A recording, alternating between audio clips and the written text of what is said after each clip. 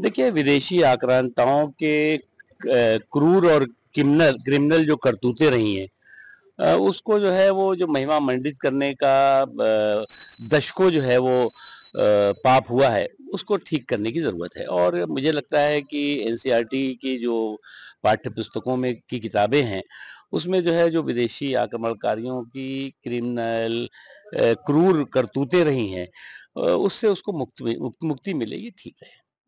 क्या मुगलों की जो निशानी है, लाल किला है, ताजमहल है, ऐसी इमारतों को भी क्या गिरा देना चाहिए? देखिए, निशानी और उनकी करतूत दोनों में फ़र्क है।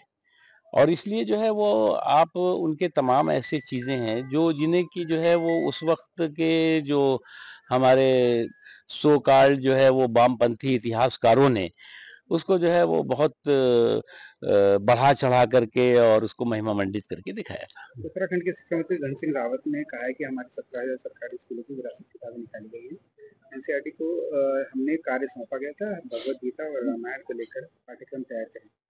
देखिए, ऐसा है कि भारत जो है वो जो भारत की सनातन संस्कृति है, संस्कार है, वो दुनिया के सबसे बड़े संस्कृति का हिस्सा है।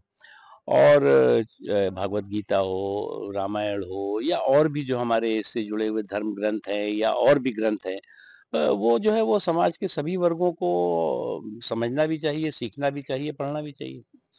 बाबा दीप सिंह गुरुद्वारे को लेकर काफी विवाद चल रहा है। इसमें जो है राजमंत्री बलदेव सिंह औलख के भाई का नाम लिया है कि उन्होंने जलवाया। देखिए, ये बहुत पुराना विवाद है और इस मामले में जो है वो दोनों ही पक्ष जो है वो एक-दूसरे के बहुत करीबी भी हैं और एक-दूसरे को बहुत जानते-पहचानते भी हैं।